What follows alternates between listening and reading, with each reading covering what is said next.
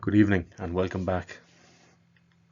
So we're going to cover the chapter 2 of Paul Williams' Operation Gladio. But much like the previous chapter, let us take a few minutes to give the context of what will follow. As this chapter covers the drug trade, let us quickly cover some of the history of empires and nations and how drugs have been utilised to fund military operations and to wage war against nations. So let us start with the word narcotic and look at some definitions.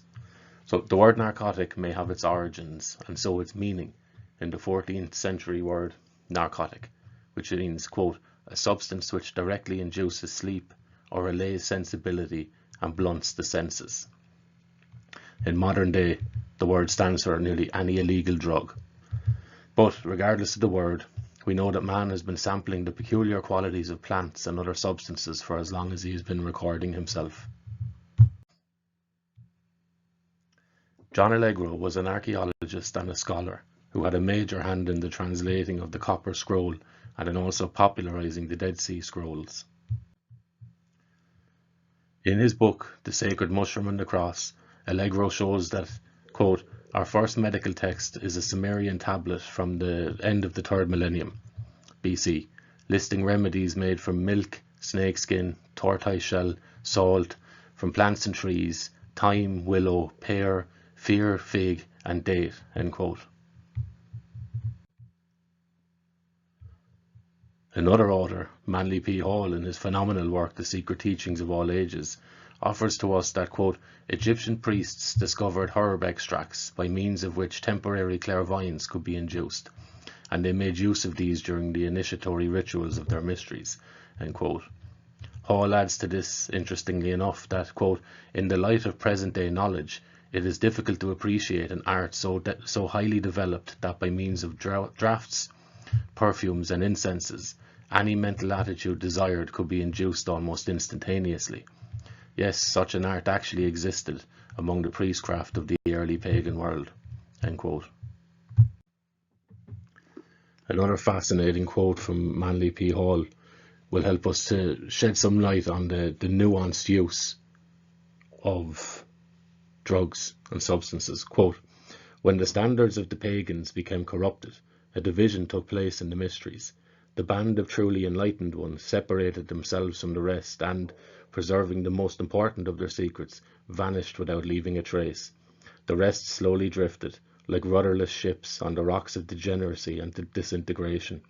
Some of the less important of the secret formulae fell into the hands of the profane, who perverted them, as in the case of the Bacchanalia, during which drugs were mixed with wine and became the real cause of the orgies, end quote.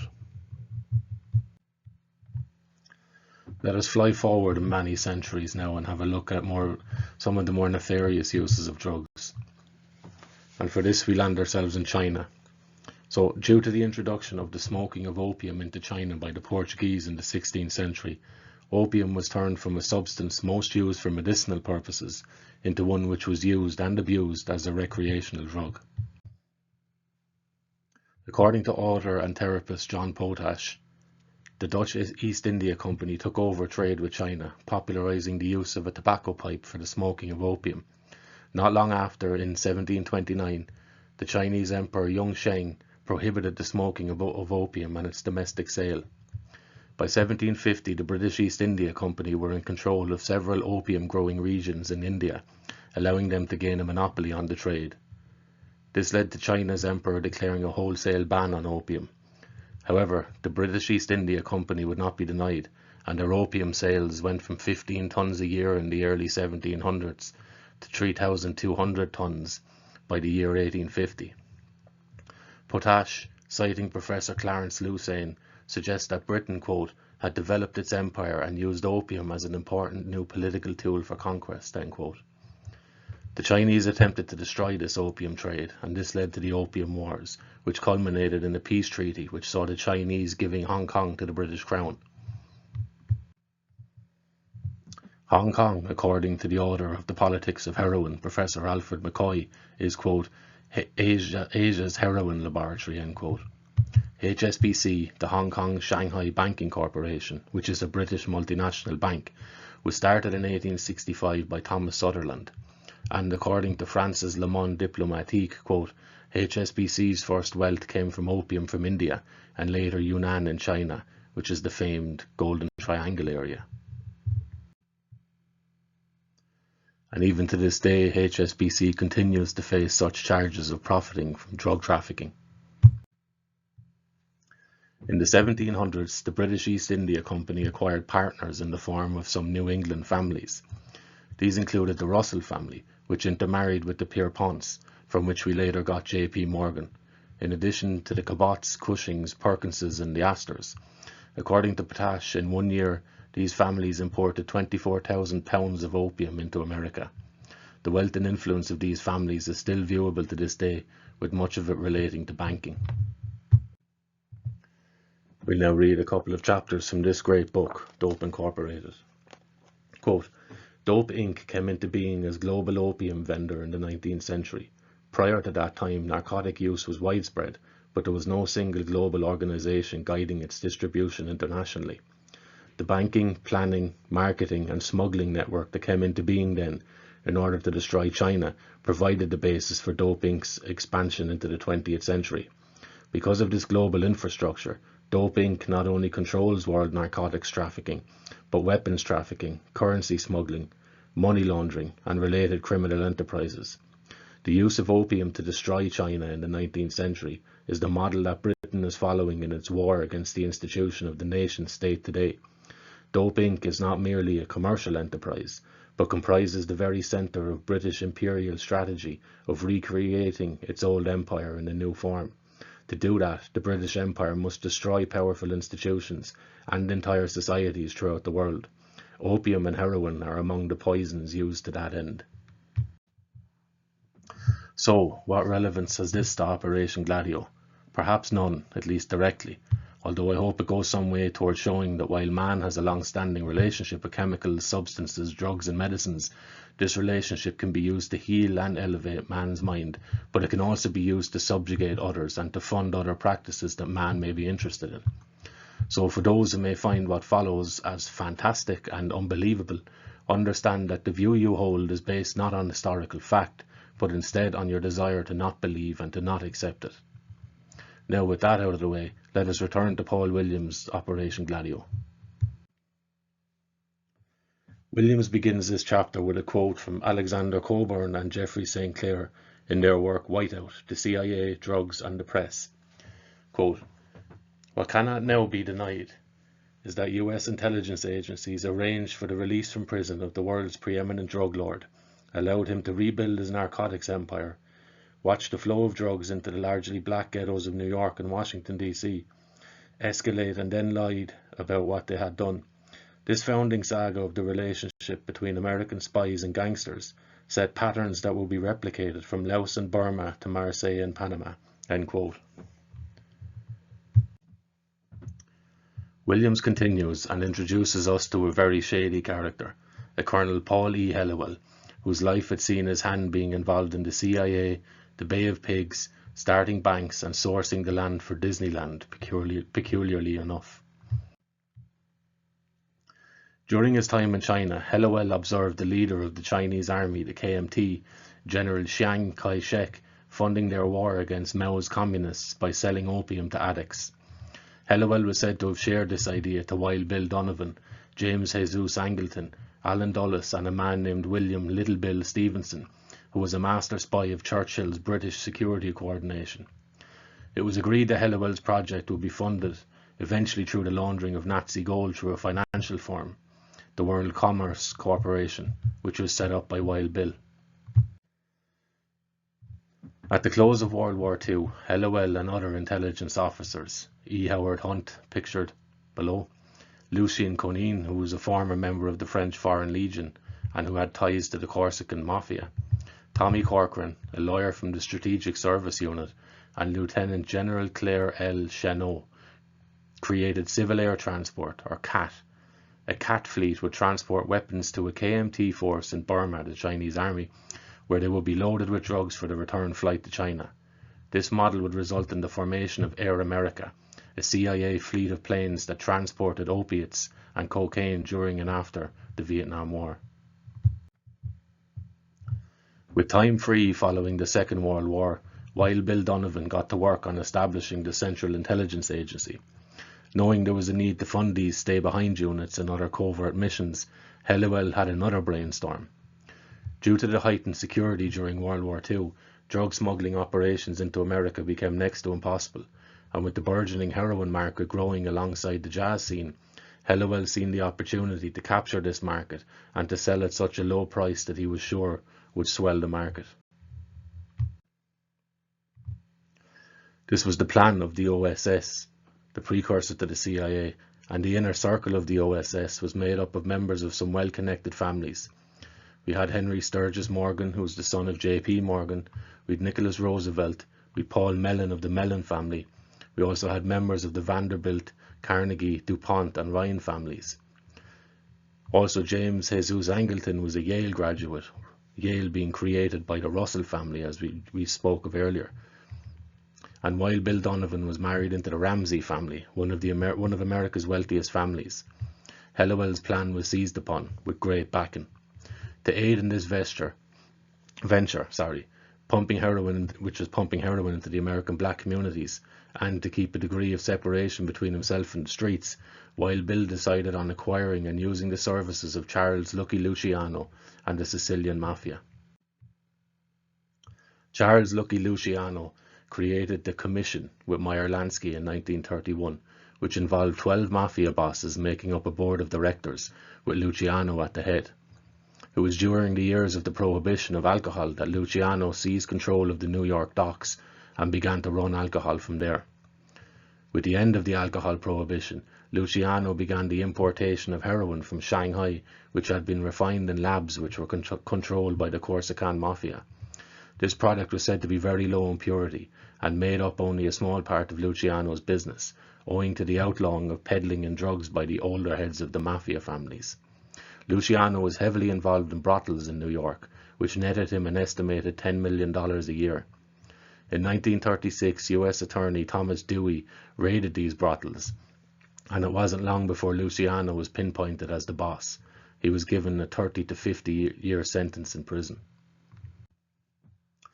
Recognizing the Navy's concern that Nazi U-boats could reach American shores and sink American ships, in 1942, known associates of Luciano, Frank Costello, Albert Anastasia, and Tony Anastasio, who were involved with the waterfront unions, some as officials, came up with the plot, as per Luciano's own biography, to sabotage the SS Normandy. When the ship went down, the Nazis were blamed. This led the Navy to seek assistance from the unions, who advised that this could only be done with the assistance and leadership of Luciano, who would need to be free from prison. And so, Lieutenant Commander Charles Radcliffe offered Luciano his freedom and a one-way ticket to Sicily for his services in assuring the safety of the docks of New York.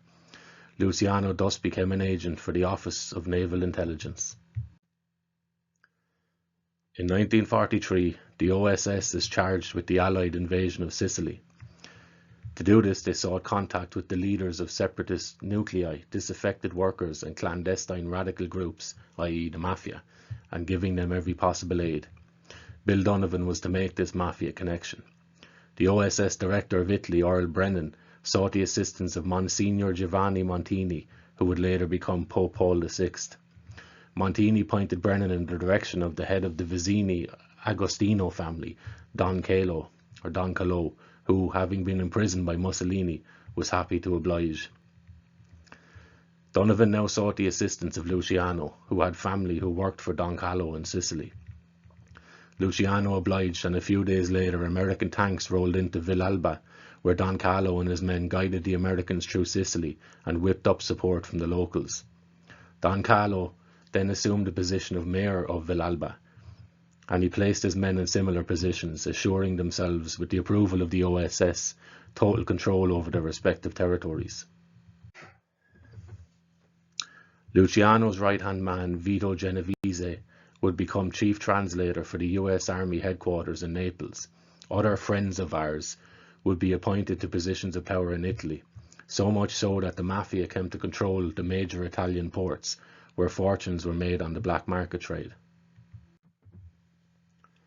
With the Mafia controlling Italian ports and with Luciano's narcotics network in New York and other American cities, Hellawell was closer to being able to fund their intelligence network.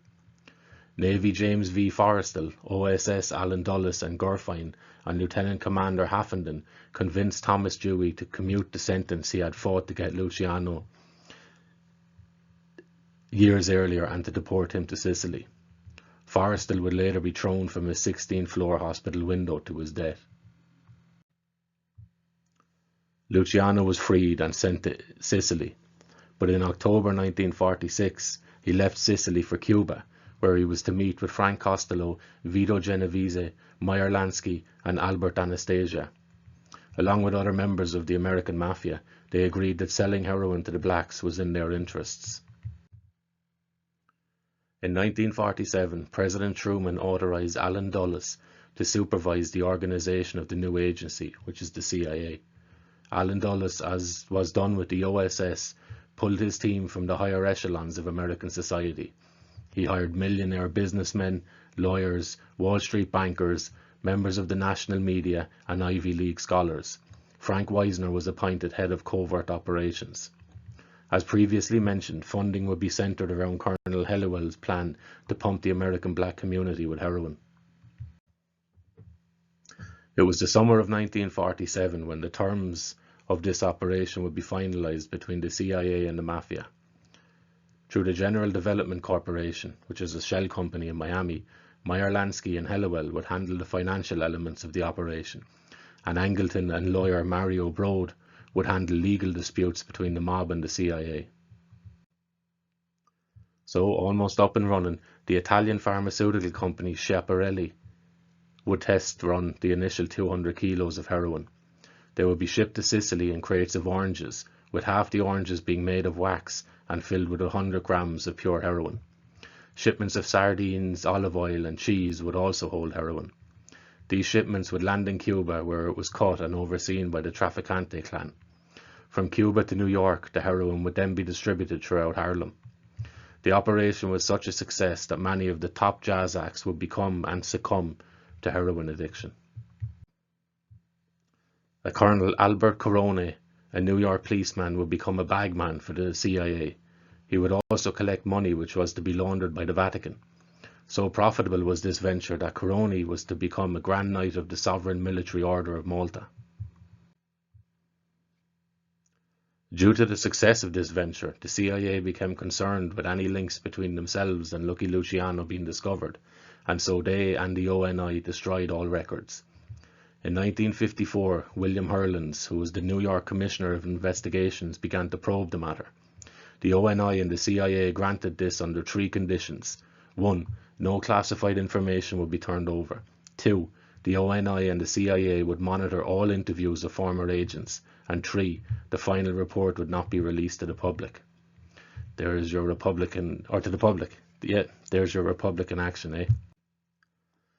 So the CIA, the new agency, was now capable to focus on their targets and problems, and in Italy their main target was the Italian Communist Party, which was steadily growing despite attempts at oppression. By 1944 their members had swelled to 150,000 men. Italy was on course to become the first Western European nation to become a communist nation. These partisans, the communist partisans, had forced the Germans out of Italy and had killed and hung Mussolini, and so by 1946 Italy was torn in two, the north wanting communist power and the south staying loyal to the Catholic Church and wanting a monarchy. On the island of Sicily, communist support was also swelling and led to resounding victories in provincial elections. With national elections scheduled for 1948, this posed a major problem for the CIA. It was to Luciano and the Mafia that Dulles and Donovan turned, and in order to pay them with the funds accrued by the selling of heroin, a safe institution was needed to funnel the money through. This institution was the Vatican, and it is to the Vatican we shall turn in the next chapter.